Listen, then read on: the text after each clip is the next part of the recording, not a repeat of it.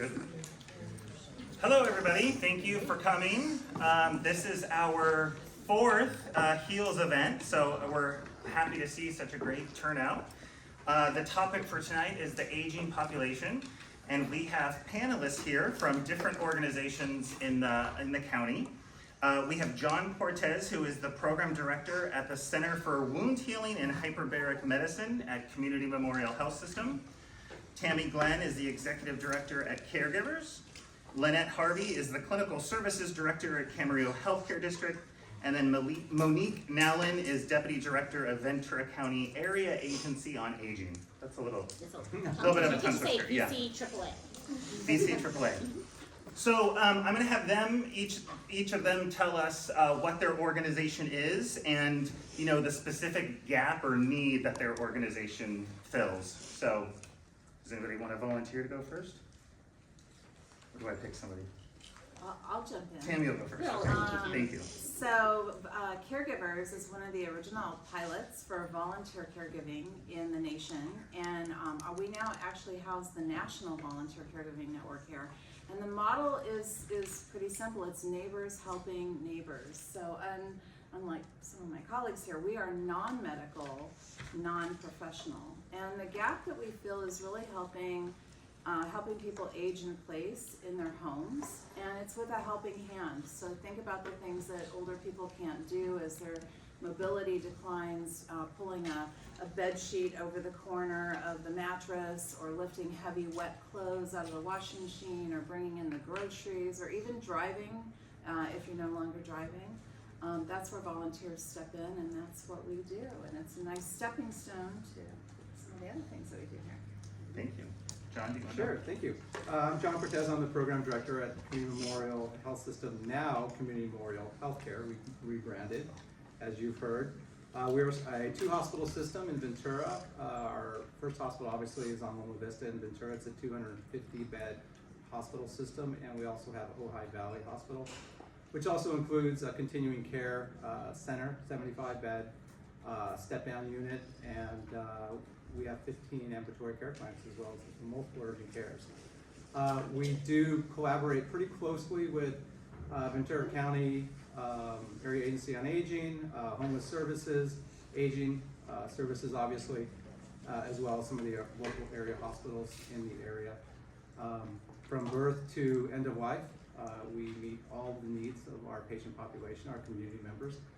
I say it, and I've said this for years, is we couldn't possibly do what we do in any other county than Ventura County. I'll see a patient in our practice, I'll go across the street, and they might be at VCMC, I'll go into a vascular podiatry center, and they may be waiting there, and if not there, I'll see them at Starbucks. We actually see the impact of the work that we do in the community, so I'm really happy to be here, and I hope that this will be informative, thought-provoking, and fun for you all. Thank you. Thanks, John. Lynette? All right. So I work for the Camarillo Healthcare District, and we are a special district. So think of like a school district or a water district. We're a healthcare district. We are the only healthcare district in the county. We were initially formed in the 1960s in order to build the hospital in Camarillo. And then in the 80s, they decided the hospital was built, it was running, they sold the hospital, and we became a community health district. So we do things like, we have an adult day center, we have transportation door through door, so if somebody can't like get out to the curb, we'll go in the house and get them. We have a caregiver center. Our caregiver center does support groups. They offer respite care that we have a grant actually from the county for. Let's see what else. Senior support line, care management. We have a senior nutrition program where we deliver home delivered meals. Again, that's funding that comes through the county. Yeah, there's a lot more. Oh, our newest thing is virtual reality. So we have people up to 95 years old who are learning how to put on an Oculus and travel somewhere and are really enjoying it. Oh, that's cool. Thank you, Lynette. And I with the Ventura County Area Agency on Aging, or VCAAA, and we have a multidisciplinary team of nurses, social workers, registered dietitians, administrators like myself, fiscal individuals, and our overarching mission is to keep people aging in place with maximum independence and with dignity. I've given you all a Live Well magazine. This goes over some of the many programs we have that mirror, as Lynette was talking about, chore support, transportation. We have a fall prevention program. We have a 30-plus person advisory council that helps us keep our finger on the pulse point of the community. So we've got supervisorial appointees from the Board of Supervisors. We have city appointees, target populations, and we also have consumers. So that helps us keep our finger on the pulse point of the community to make sure that we can pivot as needed to serve the community. And it's a lot of ways that I'm sure will unfold and unpack as we converse tonight. Thank you. Before I go to the next question, there's plenty of seats open over here if anybody wants to sit down, so feel free to just walk on through, it's fine. And then I forgot to remind everyone to check in with the QR code. If you get credit for being here, that is how you will get credit, and then we're gonna do a little giveaway too. So if you don't have a QR code next to you or right with you, there should be one on a close by chair. Okay, so I suspect most of the people here tonight are familiar overall with the shifting demographics in our country, that an increasingly higher percentage of our population are older adults. But could each of you share some data on this phenomenon from your perspective that our audience is maybe not familiar with? Sure, I'll jump in there. We'll go in this, yeah. So you may or may not be, this is data that changes relatively quickly. But one thing for certain is that as age increases, mortality is decreasing, which essentially means that we have older populations living much longer. This is a combination of technology, screening, detection, referral, treatment, and really a slowdown in the population that are giving birth to babies. This phenomenon you may or may not have heard of as the pyramid effect is an inverse effect where we're seeing countries, in fact, where the bottom of the pyramid are the newborn and the top of the pyramid represent the elderly, is now becoming inverse. So we're starting to see countries like Italy, Spain, and Japan flip that pyramid, where we're seeing fewer births and higher folks living much longer. What does that mean in terms of healthcare? We're gonna need a lot more folks in the healthcare industry. We're gonna need folks in administration, physicians, nurses, doctors. If you've gotten an appointment recently, you're probably lucky if you've gotten an appointment in the next 4 weeks. But more often than not, we're seeing these appointments getting pushed out further and further and further. So 110,000 baby boomers are turning 65 every day. In 2022, the immigrant growth in California was 185% up from 2021, and compared to national ranking where it was 169. So in California, we're kind of an anomaly, but as far as the rest of the nation goes, we're seeing that inverse relationship is starting to occur. And I was gonna piggyback, you're probably gonna say this. maybe. I think we still have more people under the, or over the age of 85 than we have under the age of 5 in this country. Is that still? Correct. So what's called this, some people call it the silver tsunami, and so what's happening is that we're surpassing individuals 18 and under, to your point, and then that leads to a lack of caregivers. And I'll set the stage for you, and then I'll follow up on Sure. that. Oh. Good. That was And then I'll jump in. Yeah, so, it's funny, we, were geared towards serving people 60 and over. And the more we take calls at the office and the net population is definitely increasing, the more I keep thinking, wow, maybe we should move this age limit up to 85, because 85 seems to be, when I was a kid, 40 was old, and then when I got to be 40, 65 was old, and now I'm sitting here and I'm thinking, you don't really start to get old until you're about 85. I'm talking in fact, I took a call from a volunteer today who is 85, and she's helping people that are younger than her, that are 70ish, and she was really having a good chuckle about that in her own way. But anyway. anyway, mobility is really, I think, the thing that affects people no matter what your age is. So, taking really good care of your health, taking good care of your joints and your back and all of that, so that you can move when you're older. That makes a big difference in how you're gonna age in place. Did I So ping about- pong back to you? I was just gonna say about 20 to 25% of the population is 60 and older. But by 2030, which if you think about it, it's not very far away, it'll be 30% of the population that will be 60 and older. And about 45% of the homeless individuals in California are 50 or older. That's pretty high, I would think, for an older adult population. And about 400,000 older adults in California get IHSS services. IHSS is in-home supportive services, which is people like to help with activities of daily living, like what Tammy was talking about. But those are only the people that are on Medi-Cal. So those are only the low-income people that qualify. There's also all the people that don't qualify for those low-income services. Maybe they are doing without, or they have enough money that they can pay for it themselves.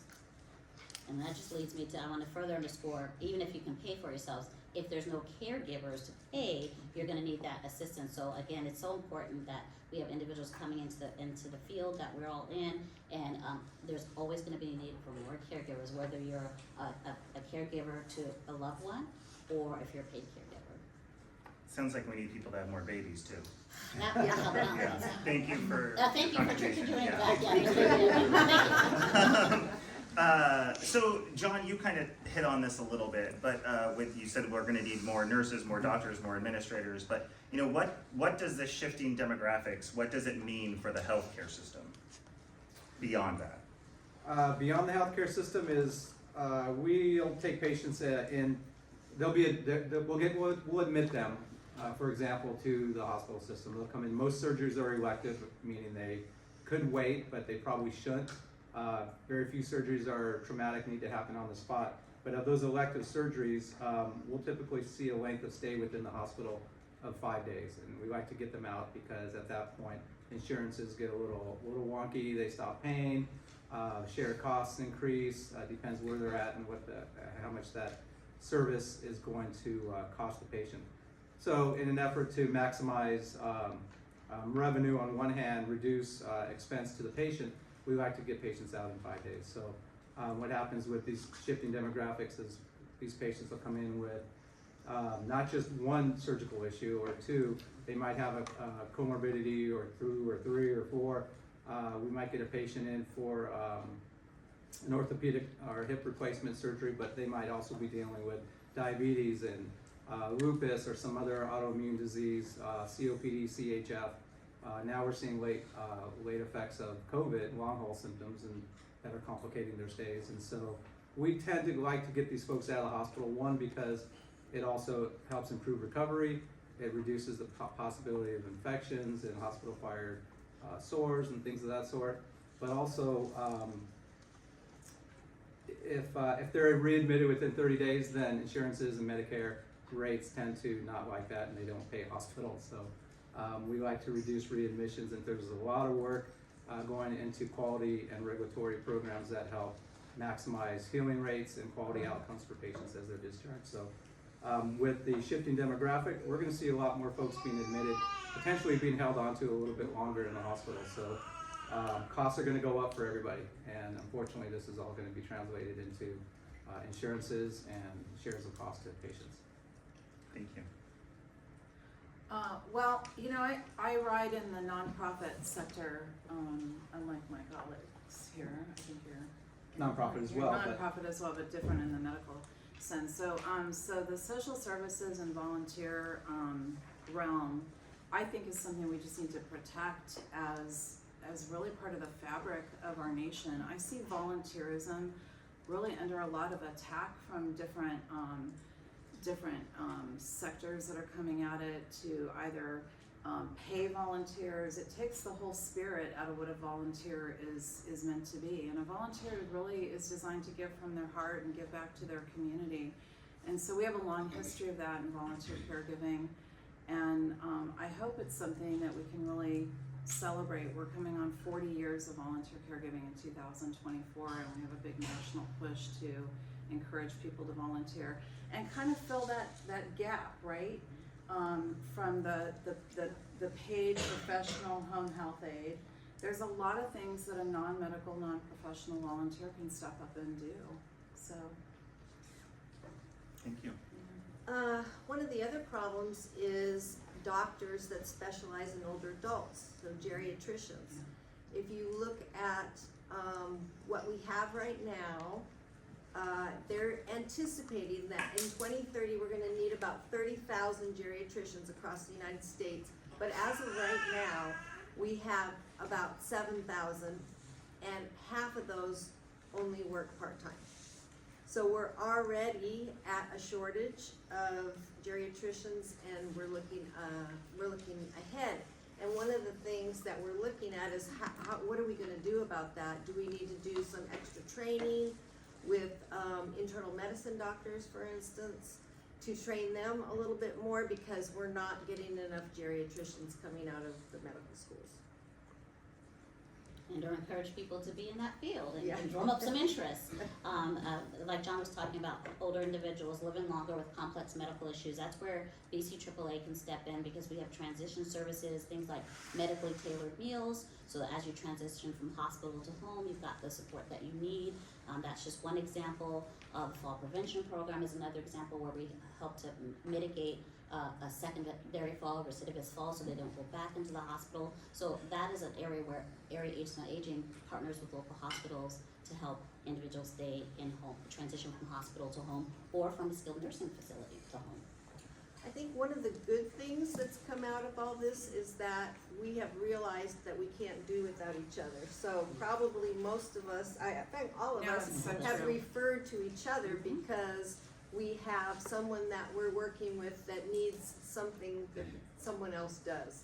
So we're learning how to come together and meet the needs of the patient, because the social issues really make a difference in the health issues. And before we move on, I want to talk about that. When we refer to one another, it's called a warm handoff. So what we try to do is for John and Jane Q Public to say, hey, this is the situation. So an individual doesn't have to say their story again and again and again and again. So that way they get the services they need the first time, not after repeated calls. Excellent, very good, thank you. I would just add to that there is a lot of collaboration going on with regards to these aren't just phone calls and faxes any longer. We're actually opening up HL7 interfaces, data sharing, integration type of software that actually, it's not just a warm handoff, we're kind of going with the patient or the client in each situation and circumstance. But we're able to actually access information from homeless services databases or fall prevention databases. And you hear a lot about fall prevention. I think the important factor to note here with fall prevention in older adults is that the statistic changes, but it's roughly about 70%, Michelle, you can correct me, for folks who are over the age of, I want to say 65 or so, who experience a fractured hip, high degree of mortality. So these are almost always fatal. So this is why there's so much emphasis on fall prevention or identification of fall risks. Because falls are preventable and it's not a natural part of aging. Thank you. I'm going to skip a question just so you guys all know, because you kind of set me up for the next question down. And that was, you each represent different organizations, but serving the same population, older adults. So what's unique about your organization versus the other organizations here? And if you feel like it, feel free to elaborate on the collaboration a little bit more too. So I'll go ahead and start. So what's unique about our agency is we're the focal point for aging in the county. So we're funded with California Department by the California Department of Aging, Older American Act Fund, and as Lynette articulated earlier, we provide a lot of funding to places you might not suspect, like the warm line she was talking about. So that's where an older adult can get a phone call at a specific time to make it from a social worker to see, just to check in on them. We fund senior centers, we fund meals, transportation, we provide bus tickets, we provide medical rides to appointments, LA, Santa Barbara, and we wait for you. So we have a lot of services. So what's unique about us is that under the auspices of VC AAA, we have a lot of services that we provide directly and that we collaborate with our peers and in the industry countywide. So kind of going off of that, for instance, I said we do home delivered meals. Our funding comes from the county, so the county pushes it down to us. So this is where the collaboration kind of comes in.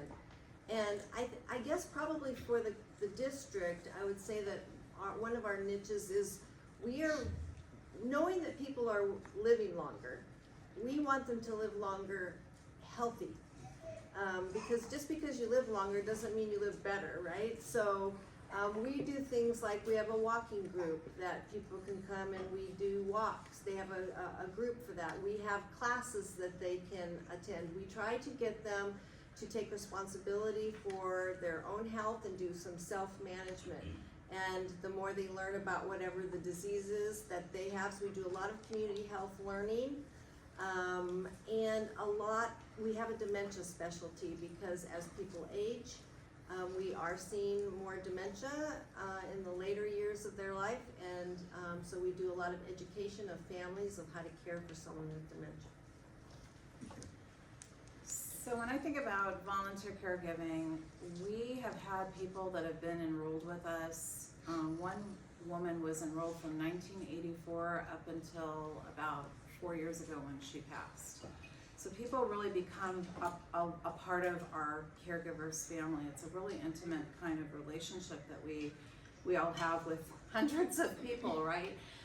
But one of the things that we do is we have a matching program, and that's another long-term relationship. And so we've had matches between a volunteer and an older adult who's aging in place that last 20 years, 12 years, 15 years. It's really not unusual when we do it right, and we've been doing it a long time, so we've had a lot of experience doing that. But tapping into the relationships, because we're taking that journey, and it's such a long journey, we hope, right? People need things at different times. They're not always going to be in the hospital, but they might have a hospital stay, and then they need a helping hand making that transition home. And maybe they need those meals from the Area Agency on Aging, or maybe they've taken a fall and we're like, well, why aren't you in a fall prevention class? Let's get you over there. Or they're showing signs of dementia.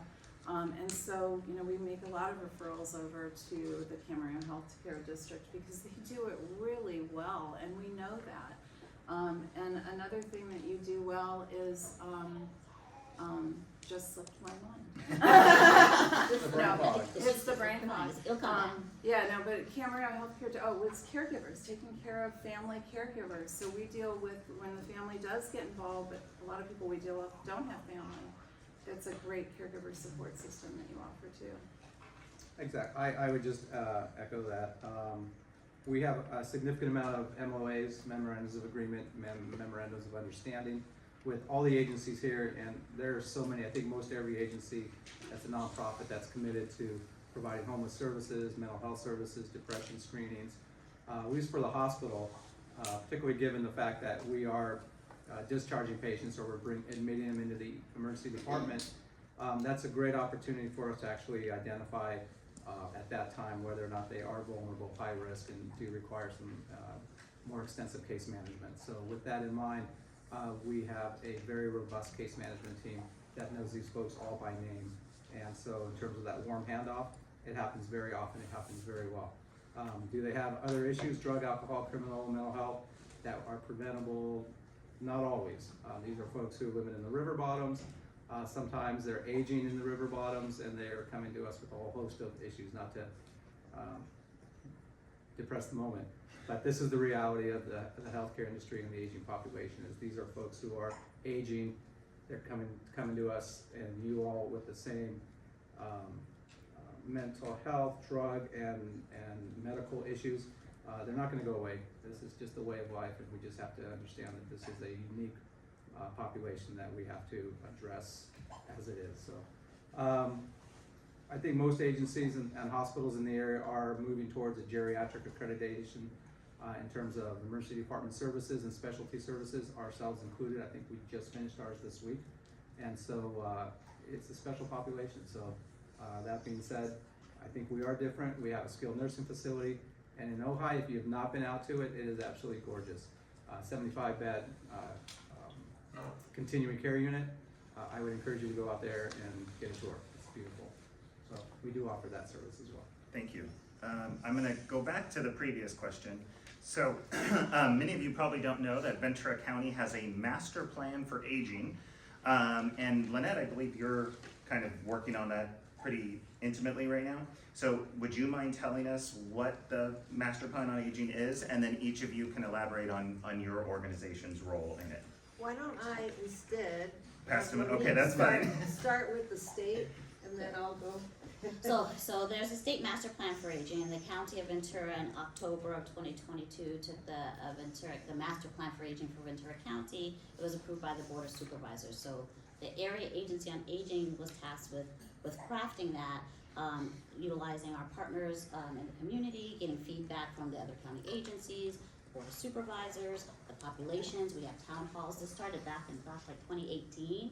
We would have community conversations out in Santa Paula or in Moore Park and with target populations. So, and this master plan for aging was crafted and approved, even though it was crafted by the Area Agency on Aging, it is not ours, it's the County of Ventura, and many of the cities and other industry professionals can take pieces and parts of this, the 5 goals that are memorialized in that master plan, and utilize it for senior services and where they want to take it in their particular community. So that's kind of the overall broad spectrum, and I just did your way. So, kind of piggybacking off what she said, it's like we have this plan, but are we expecting that the County of Ventura, with their funding, is going to do it all? No, it's going to take all of us to actually do the goals that are in the plan. So I'll give you, for instance, so you can kind of see how the collaboration works. When we had our very first event where we talked about the gaps that were in the county that we needed to address, we had private, we had public, we had government, we had philanthropy, we had all these people together, and out of that came a grant from the Ventura County Community Foundation, who's philanthropy, and they funded a grant with Community Memorial and Dignity Health to do a caregiver navigator project, which basically what we were seeing is that patients were coming into the hospital, their caregivers were so burned out and distressed themselves, and sometimes getting sick themselves because they weren't taking care of themselves, that they developed a program, what they called a caregiver navigator. And this was a social worker that came alongside the caregiver, found out what their situation was, tried to put things in place for them. So maybe it's home delivered meals, maybe it's transportation, maybe it's respite so that they can get out and they can go out with their friends once a week, whatever it was. And then the district, we did a class called Powerful Tools for Caregivers, and it was a class that allowed caregivers to learn not just how to care for the person, but how to care for themselves. So self-care was part of that as well. And so that was a collaboration that came out of us planning for this master plan, and kind of did it the whole way. And then also, once we're finished with that, we're referring to volunteer caregivers then for ongoing support.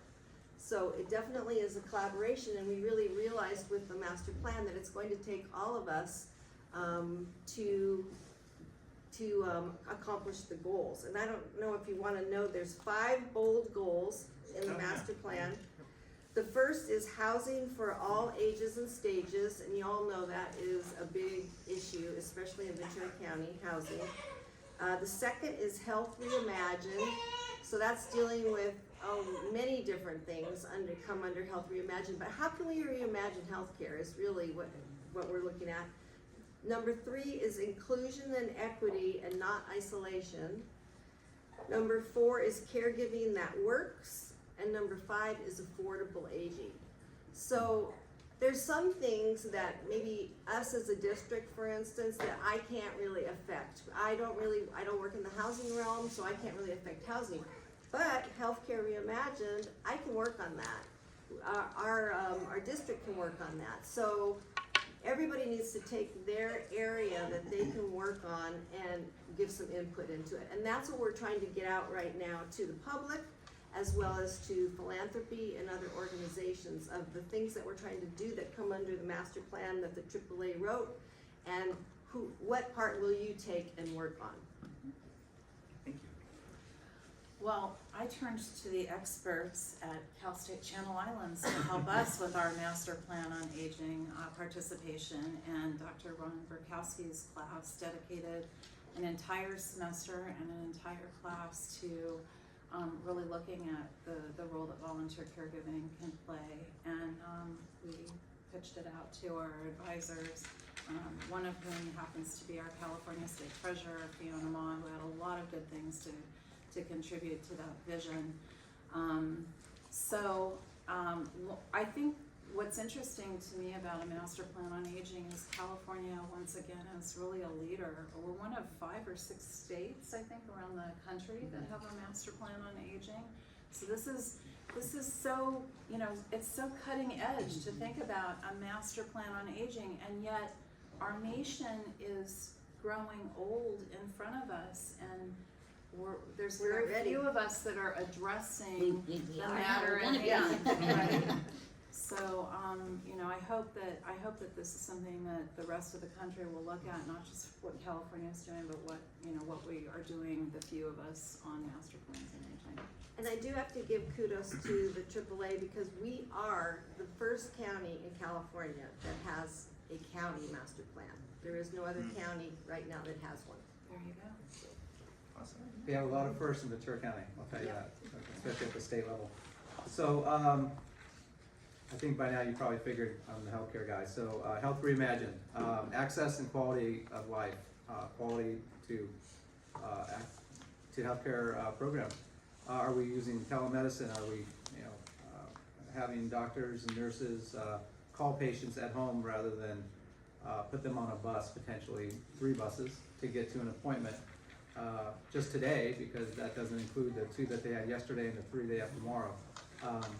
This is really difficult to see patients come in to our hospital system after knowing that they spent 3 hours on a bus to get there, to spend a few minutes with the provider, depending on what the specialty is, primary care possibly, and then put them back on a bus to go home.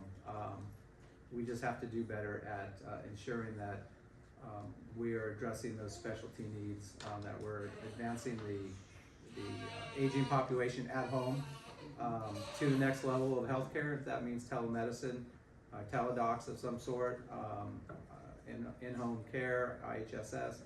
How many people in here have probably heard that as you get older, you get a little grumpier?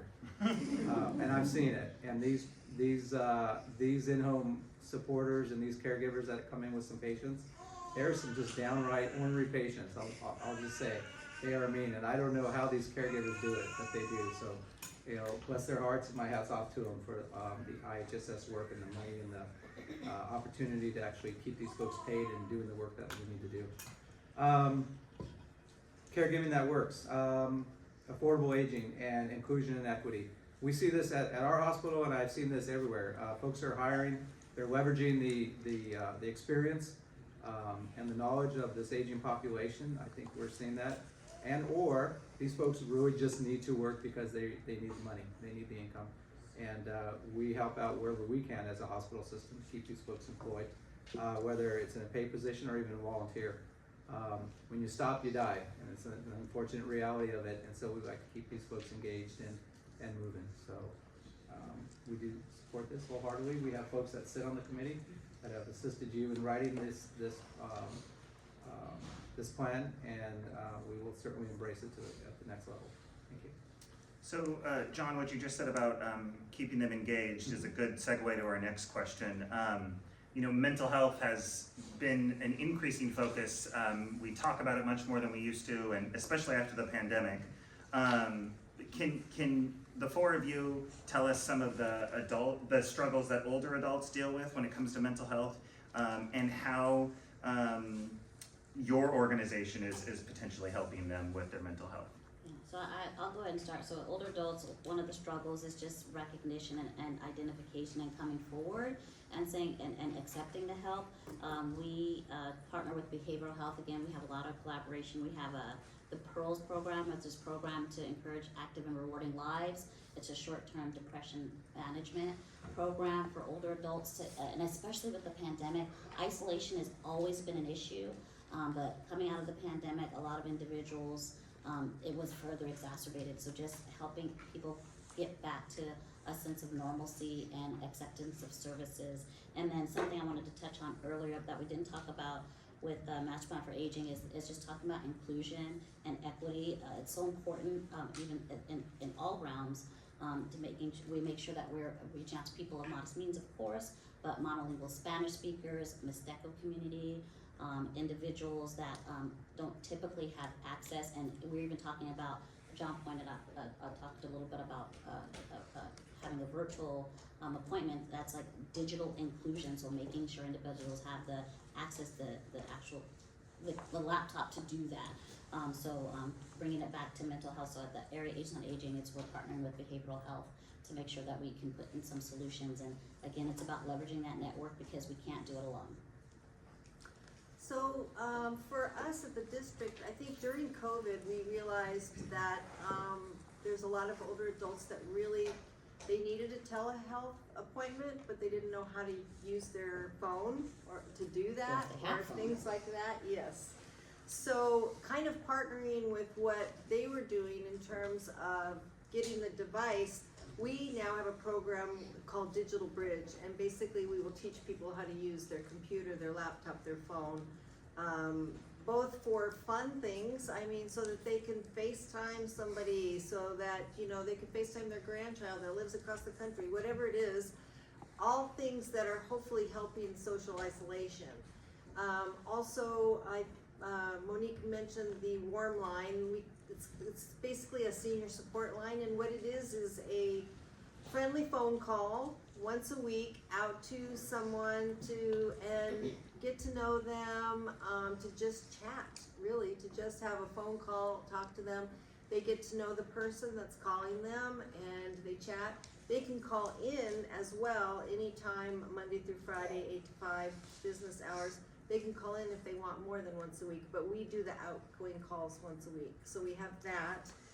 And then I think the other thing is just the fun classes too, that also are, can be rewarding. We have a balance machine that we got that's kind of almost like, what do you call that one where you get on and dance? You know what I'm talking about? It's a platform, yeah. Dance Revolution, there you go. It's kind of like that. They have a big TV and they have a machine, and they get on and they play games, but the games actually help them with improve their reaction time, and help them prevent falls. So they get on and they have fun with a coach, but at the same time as they're doing that, they're improving both their executive function and they're reducing their falls. So having some fun things for them to do as well is really important, being able to engage. Lennon, I'm curious, do you know the percentage of calls on your support line that are outgoing versus incoming?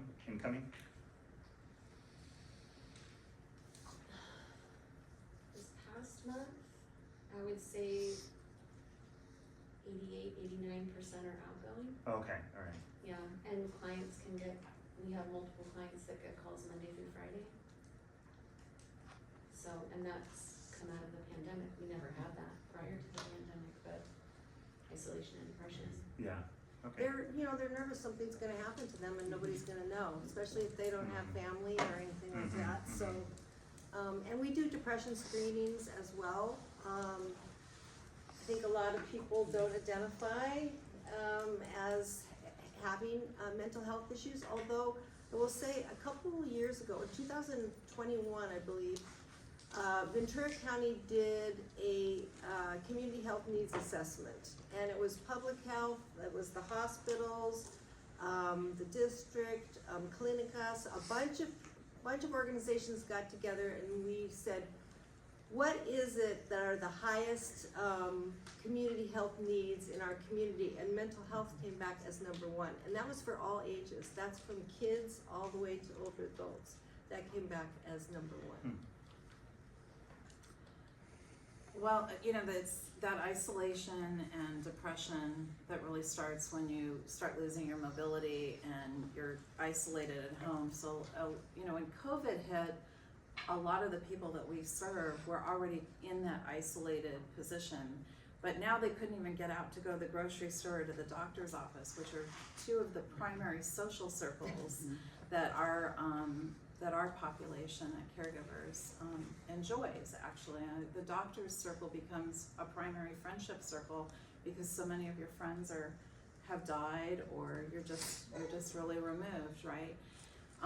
So you know, you take the volunteer caregiving model and you take all of this stuff to them at home a lot of the time, which reduces the stress on having to get up and try and get out of the house.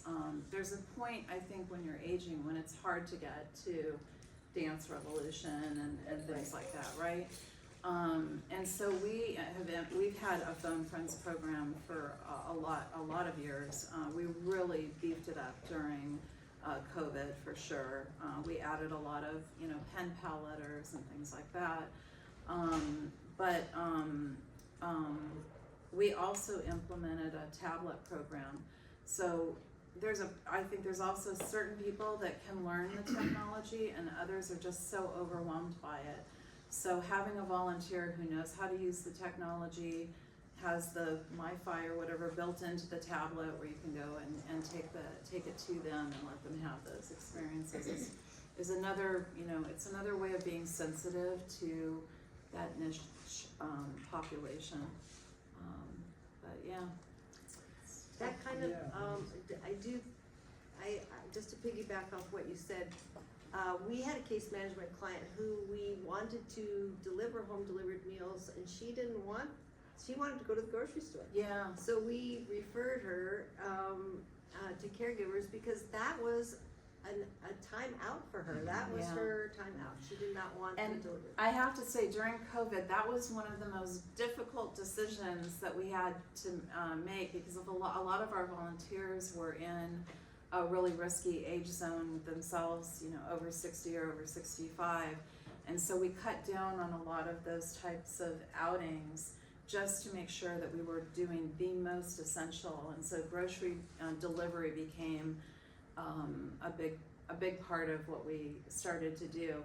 Now we're trying to get back in the groove of getting people out of the house and doing things, but people are still a little edgy, you know, and they're scared about COVID. You know, COVID still is doing this with us. So.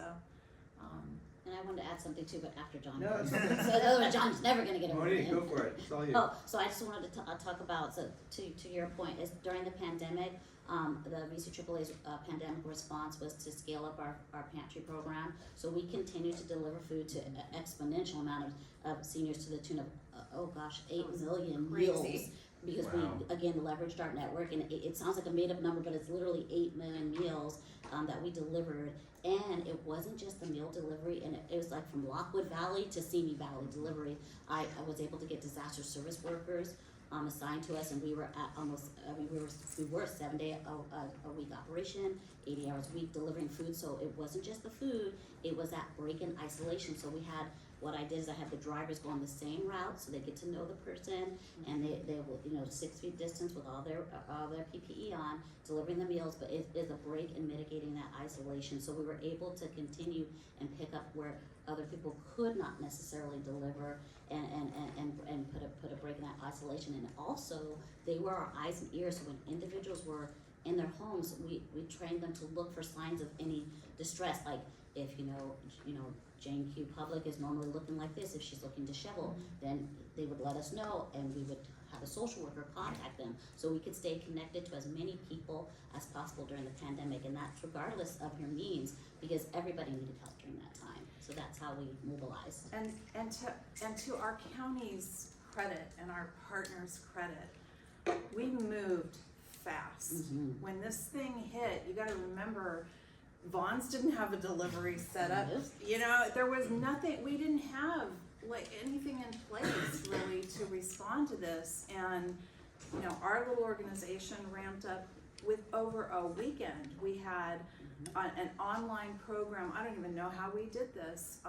We started on Friday and we March launched it 13th, 2020. Tuesday. We launched it on Sunday, we were delivering Tuesday. food, yeah. And we were all doing that and communicating as quickly as we can. The partners that we have, and we counted a little over 150 really close partners that we work with, mobilized so fast. We are blessed to live in this county. It's inspirational. Because we all speak nationwide, and not all counties are as collaborative as ours. So John, you had made that point earlier, that I can't underscore that enough. Thank you. I'll just add that in healthcare, you've probably gone in for a visit and been asked a series of questions ranging from alcohol use, substance use, how often do you use this, how often do you do that, are you feeling okay, are you suicidal, have you ever had thoughts of suicide, things like that. This is part of the whole person approach to healthcare. We want to ensure that although you're coming in for an ankle sprain, that we are screening you to ensure that you are not at risk for suicide or depressed or having some sort of mental health issue. The same thing holds true for our aging population, particularly as they lose a spouse or lose a child, their surviving parent or spouse. We see this. I have a mother, my father passed away last year. My mother relies on me, as probably most people at this table will get a phone call. Don't tell your brothers or sisters, let me ask you about this or that. She has gone through some anxiety, she's had some depression, a lot of guilt, and I've had to refer her where appropriate to talk to somebody. She doesn't feel comfortable sharing with the family because it's something that she doesn't want to alarm the family about. And of course, we have a family text group, so you know when you send that out, everybody shows up and she gets upset because I have now violated HIPAA and released her personal health information.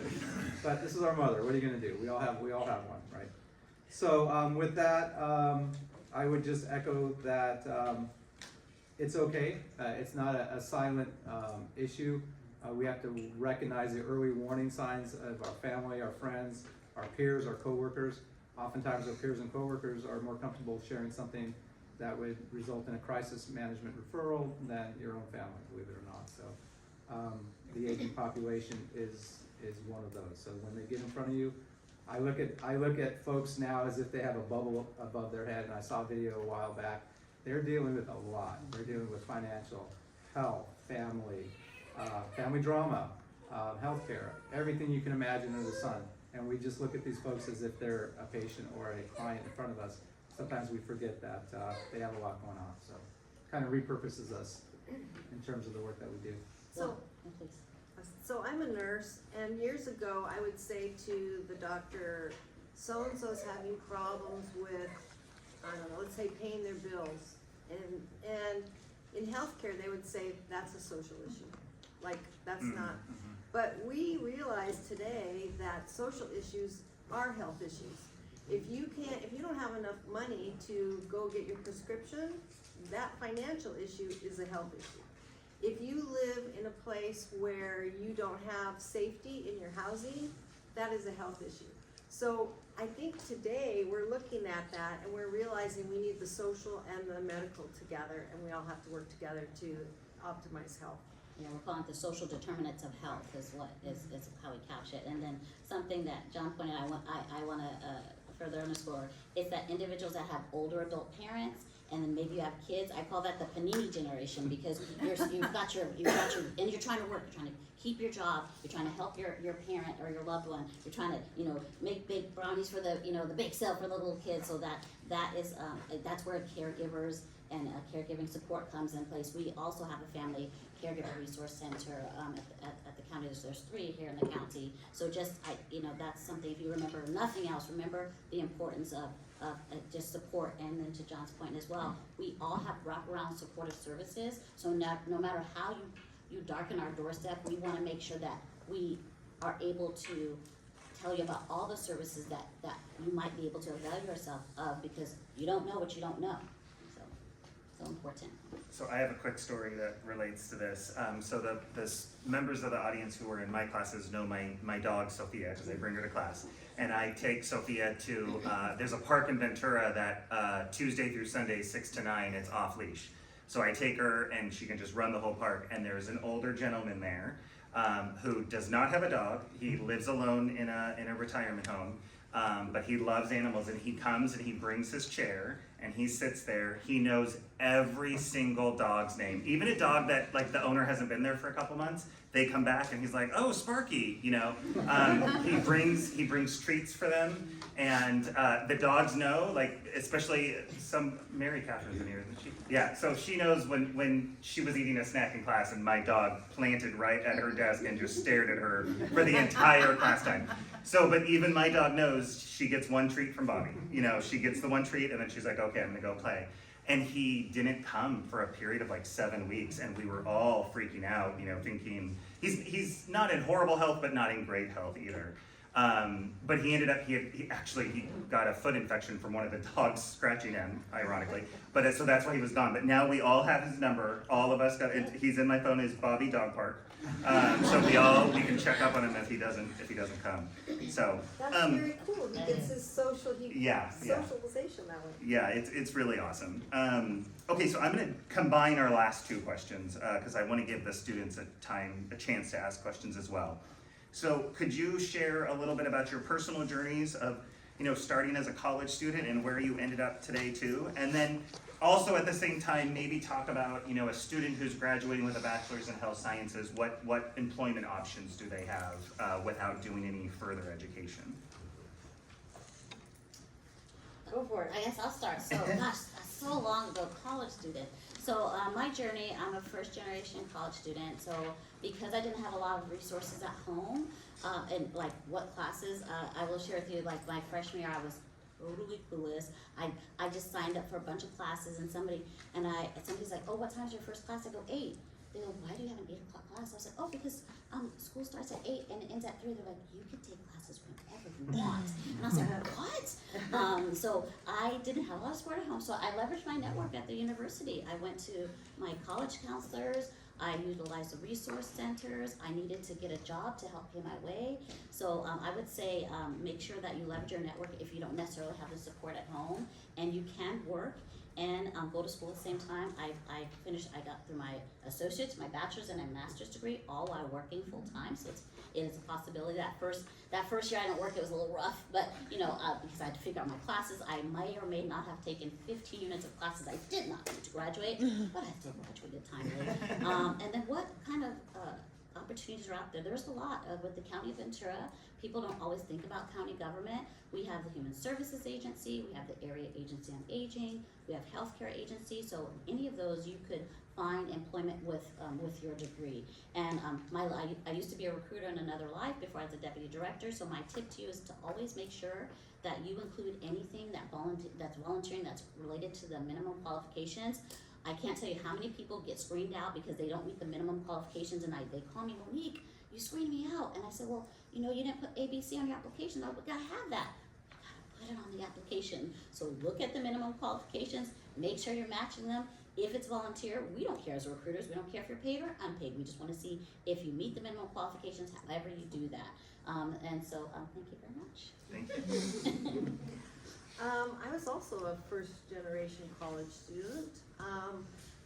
We had 6 kids in our family. My dad was a blue collar worker, and he believed in education, and he never got to do it. So we lived very frugally, and which sometimes I resented as a kid, but I didn't resent it when it was time to go to college because my dad paid for me to go to college. He saved his money.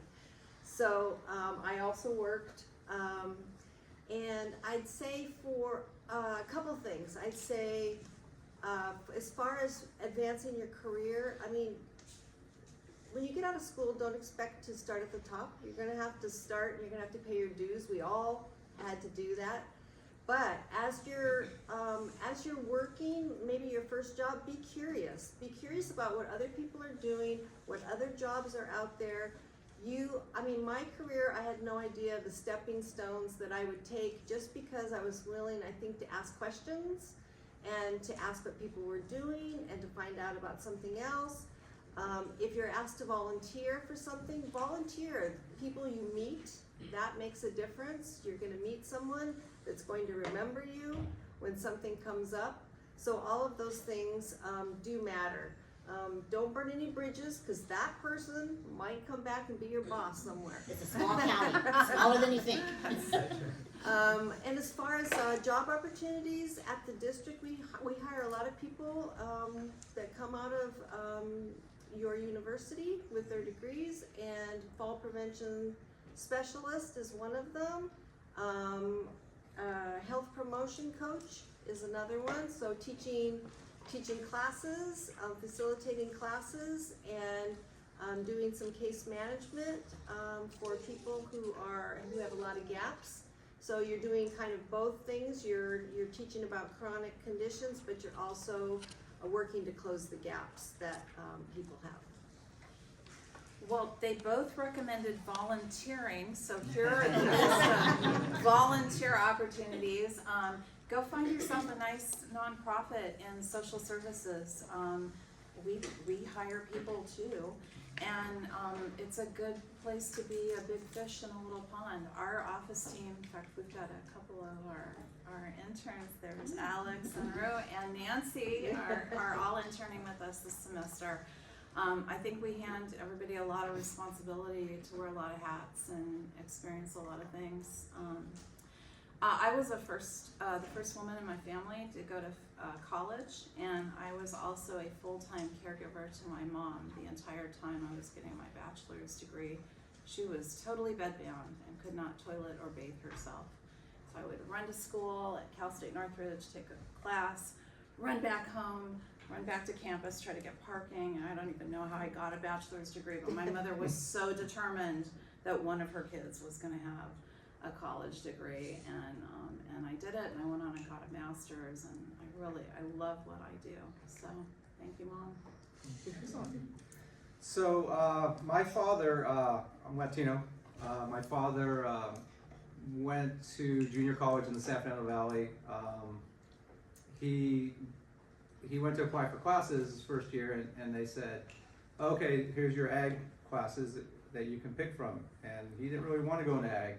He wanted to be an aerospace engineer. So they said, no, you can't do that. So he literally petitioned all the way to the dean to take a aerospace engineering class, which they approved. And then he did well, and he liked it, and they continued on. He got his associates in engineering, he got his bachelor's and master's in engineering, and he eventually ended up working for Boeing Aerospace, Rocketdyne, and I think doing some stuff with NASA as well. So I was on the 20-year plan. I went to college for a year and said, this isn't really my thing right now. My dad was gonna pay for my university, but I said, no, I think I'd like to join the military. So I joined the Navy. I became a Navy corpsman or a combat medic. And I just really wanted to go in for a couple of years. But then 24 years later, I retired. So go figure. I ended up getting out with a master's degree, and then started a doctorate, which took me a really long time, but I did. I'm not an MD, I'm an EDD, so it's an education organizational leadership. And so I really do enjoy teaching, lecturing, and kind of mentoring, modeling, and coaching folks like you. What can I offer you in terms of setting yourselves up for employment? Never say no to an opportunity. I worked for the County of Ventura. I managed most of their ambulatory care clinics, and we would bring in kids from Foothill Technical. These guys were really fun. They were really smart. They'd sit there with their headphones on and correct billing errors for us for hours on end, and they would do it right the first time. We had stacks of these. I assumed it would take them 2 or 3 days, and they'd come in after a day and said, okay, I'm done, can I have some more? Really good. So these are folks that I would hire in a heartbeat. Folks like you that come in with a health science degree and a passion for the work, I would probably carve out a position for you or fit you in somewhere. Volunteer, create networks, build linkages, do whatever you can to kind of get in with nonprofit agencies, go to their events, and just meet people. Opportunities will present themselves. In my 24 years, I worked in trauma, I've worked in education and training, I've worked in operations, I've managed radiology and imaging departments. I worked for NASA when we were actually launching space shuttles. We had to set ourselves up in Spain. So it was a lot of fun. I thought about going to medical school, and then I got out of the Navy, went to work for Dignity, and my very first interview, I interviewed with one of the physicians, the medical directors, And he looked at my resume and said, hey, so John Cortez, so you were in Spain. I said, yes, sir. I was stationed in Spain years ago. It's like, my goddaughter lives in Spain. And ironically, I was talking to her yesterday, and I mentioned your name, and she said, oh yeah, we know them. They were our neighbors. And at that point, he said, you're good. She said, you were okay, so you're hired. Burn no bridges. We're talking Spain and Oxnard. Yeah, be careful. Everybody sees what you do and where you go. It will come back. So with that, I would say we have a lot of nonprofits in the area. I'm sure all of us here would welcome you into our facility to give you the nickel tour and buy you a cup of coffee. So anytime you're ready, come on in. And Dr. Clovis, I'd like to add, for those of you that haven't finished college, the county has what's called college student worker, which I checked and it's open. You can apply to those jobs, and that the whole entire county pulls from that list, and we work around your school schedule. So even if you haven't graduated, you could still apply for that. It's called college student worker at the county and work, and we work around your school schedule, which is awesome. Monique, I'll just add to that. If you haven't already registered with usajobs.gov, that's a great website. It takes a little while to get through all the kind of nooks and crannies of getting your stuff uploaded in there. But I still get emails from State Department, Foreign Service Officer jobs. I know they just did a massive hiring with State Department, working Foreign Service on a 2-year contract. They have fellowships and a lot of programs that at your level of education and career development, I would highly encourage you to do that. Here in Ventura County, as Monique alluded to earlier, any experience that you have, education or a combination of experience is generally accepted. That'll get you in the door. That's the ticket to the show, essentially. That and your degree in hand. That gets you a seat in front of a hiring or authority or recruiter, and it's up to you at that point to kind of wow them with who you are, what you're doing, and what makes you different than the person that's coming in behind you. And whenever they ask you at the end, do you have anything to add? Always add something. That's a dazzle them question. So make sure you don't forget about that. And your degree in hand, you get an educational incentive at the county. Yes, you do. My son just interviewed for summer internships, and I'm like, they ask you if you have questions, you have to, and I'm like, and make sure the questions show that you did your research, that you know something about that. Website, Yeah. do those small He things texted that them to matter. me ahead of time for me to approve them or not. Yeah. Okay, any questions from the students? Oh, well, okay, go ahead. So I was just wondering, you talked about online websites to find positions, but all of you have talked about volunteering a lot, and to be someone without a degree yet and want to volunteer, where would we reach out to try to volunteer? Volunteer Match is in Ventura County. It's probably a really strong place, but there's Team Golden. There's all kinds of things that you can Google for volunteering, but we get a lot of referrals through Volunteer Match at Caregivers. United Way has a huge volunteer program, which might actually even be the Volunteer Match thing. I'm not sure. That's one way. I have a different way. If there's a company or organization you're interested in, Yeah. call them up. Just say, hi, I'm so-and-so, I just got my degree in XYZ, I really am interested in ABC, would you be willing to volunteer? I've had people even walk in my door and say, I wanna volunteer. I'm like, sit right down, what would you like to do? And I also like to say, when you're volunteering your time, you be respectful, but also if you don't wanna do phones and filing, if you're good at something specific, it's okay to say, I'd really like to work on this program. And because they're mining your mind for your free talent, so you wanna utilize and garner experience that's gonna parlay into paid employment Well, and you're talking about actually going to a corporate setting or organization. or an Yeah, organization. all they can say is no. True. You go, okay, thank you, next call. They'll be sorry and you'll go work somewhere else. Well, and I might look on LinkedIn then to take that approach. Look at jobs and things that you're interested in doing, because you might call up that company or that organization and get the wrong person at the wrong time, where you might connect with somebody. So that's where, like John was saying, get out and network and meet people, because that's where you really tend to find. If you're volunteering somewhere and they already know you, when there's an open position and they're looking for a new graduate, and you apply and however many other people apply, they already know you. So it's a foot in the door. Agree. We're not gonna say we make phone calls on your behalf, but we kind of do make phone calls on your behalf. So yeah, that goes a long way.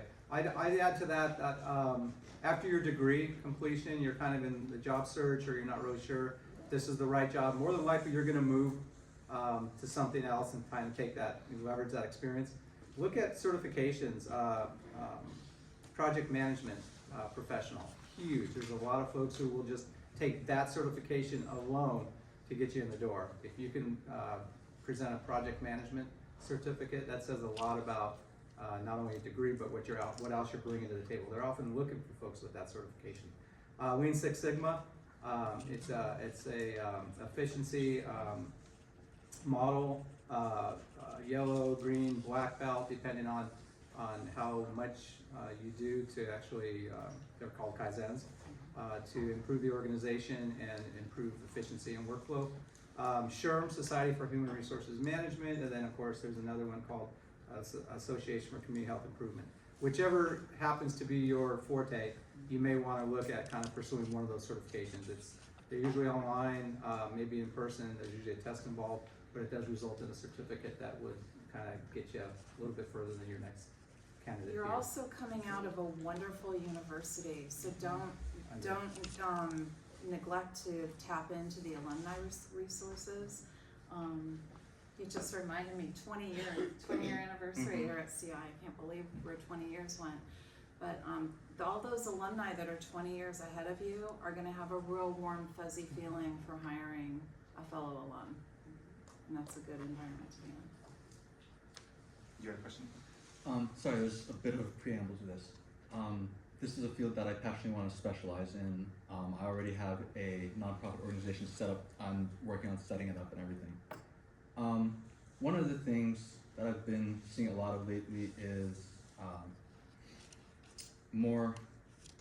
active living. I'm on a page right now. In terms of fitness for the elderly, in terms of fitness for seniors, is it something that you're seeing develop more in your respective organizations? Do you see a lot more of it happening, or is it just kind of leveled off? Do you see are seniors living more active lifestyles in general as years go by? Yeah, I think there's been a stereotype in the past of aging population. I think the seniors that are coming up now are not your typical seniors. It's a different generation that they're expecting more. And we have we're just now testing right now a kind of an exercise program. We're putting it all together for strengthening, for fun exercise, that kind of thing. People, they really want that. They really, really want that. Yeah, it's like an optimal aging movement, and it's actually, I talked about earlier, we have that 30 plus advisory council that helps lead the agency. We actually added an optimal aging committee because we have subcommittees at the behest of the advisory council, because they're like, it's not all about frailty or being fragile. Look at all of us, we're all 60 plus, and so that trend is moving in an upward direction. Bingo size, other evidence-based classes, there's funding behind it, and it's funding matters, and so I would say that's a great opportunity to help. And when I do presentations, I say it's the fiscal and the physical that come together to move to help optimal aging. Sean, I think you had a question. I did, actually. Hi there. I have a question. Actually, this is more for Lynette, if this is open to anyone. Mention was made way earlier about virtual reality and its impact on giving elderly people a chance to sort of experience different facets of life. I'm curious, are there other mainstream technologies out there that have found new ways to adapt themselves to sort of fill in gaps in people's lives that you've noticed throughout these different things? And if so, maybe if there are some ideas or some things you've noticed that maybe there are gaps that you'd like to see filled based on your experience working with these communities. Well, we are using things a lot. I mean, we use reminders. You can have your, what's it called that we got from you? The Google Home, Grandma, Yeah, Google Home. I got a lot. Narrow it down. To give people reminders for their medications, do, other things like that. Also, I know that there's like a lot of the home health agencies now are using things where the person will take their blood pressure, or they'll get on a scale, and those go directly to the doctor's office or to the home health agency right at that moment, and they go, oh, somebody, you know, gained 5 pounds, there's a problem, we're gonna do this, we're gonna address this fluid retention before the person ends up in the hospital. So they are using technology. I'll have to think about, that's a really good question about where the gaps are that we could use, because between cameras and Google Homes and a lot of technology, it is changing very quickly, definitely. Well, and the first thing I thought about is like where gaps lie for individuals that have the dementia-related condition or difficulty with technology. We have what's called the GrandPad, which is fairly new, and that's been hugely successful. You know, so they're not using a Chromebook, they're not using the laptop, they're using the GrandPad, and I have the GrandPad preloaded with where they can talk to their doctor, they can hit the one button to go right to VC-AAA, but then they also have that fun stuff, so they can get photos, and it's a closed environment that a caregiver runs to make sure that they're not, you know, subject to nefarious intentions by somebody trying to reach them through that GrandPad. And another unorthodox way we're utilizing this technology is the animatronic pets, or the robo-pets we call them. So they've got dogs that, for people that have a dementia-related condition or Alzheimer's, they can't often have a pet, but there's been white papers written about having this pet, this dog where you can pet it, or a cat, and I've got them in my office, and we've given them out to the population for free, of course. The dog barks, it's motion censored, the cat needs the bread, you know, and rolls over and purrs, and that has been scientifically proven for an older adult. Like, that gives them a purpose. They've got this amazing cat, and that's kind of unorthodox, and also ever an opportunity to make sure that they know where it came from, or their branding, and making sure that they know where resources lie. I made the little bandana for the dogs and the cat's neck, and it says VC-AAA, and the website and the contact information, so that their loved one can say, oh, this is where I got it, or if I have any questions. So that's another unorthodox way people are utilizing these Joy for All robo pets in that kind of space. Hi, I just wanted to say that I work in a nursing home, and one of our patients had a cat. She passed away, but she loved her cat. Yeah. That's true. Yeah. Yeah. We have taken some videos of people that have acquiesced to having their video taken, and they love their animal. And again, you know, they're in a different state of condition, so they, you know, they're so excited to wake up, and that's what's awesome is the motion sensor, because it looks and feels more like a stuffed animal, so it's not a robo, or it's not like a robot, but when the head moves, so I did leave it on one night, and the custodian came in scared her to death, she said, because the thing was like, it's like, oh, you know, because it recognizes, so yes, but that's been, thank you for that testimony, that is a true story. I did see one of those cats. It's a little scary. It resembles Cujo a little bit. I think we have one more question. So obviously COVID-19 hindered a lot of your guys' organization's ability to provide access to certain services for this population. I was wondering if there was any planning being done for providing access to your services through future emerging public health issues? So, well, yes, so as a result of that plan, so to Tammy's point earlier, we were able to pivot relatively quickly within 48 hours. But yes, I would say all of us have had to revise. We've all had emergency plans, but of course the pandemic blew everyone's worldwide plans up. And so as a result, it's like an after action plan, like what are we gonna do next? What can we do better? What did we do well? So I would say, yes, we all have some sort of plan that we had that we modified as a result of what happened with the pandemic. I didn't recognize you for a minute, but I see your shirt, so now I know Ashlyn, she works part-time for us. So she's got her foot in the door. So. Okay, if anybody else has questions, there'll be an opportunity for you to come down and talk to our panelists individually, but please give a round of applause to thank our panelists. So each of you get one of our fabulous CSU CI Heals mugs and set of pens. And 2 students were randomly picked from those who checked in to get one as well. Is Gracie Lake here? Yes? Okay, and Navi, are you here? Where's Navi? There, okay. All right, so thank you, everybody. We will see you in the fall when we have our next Heels event. Thank you for your Thank time you. as well. Yeah, thank you. Thank you.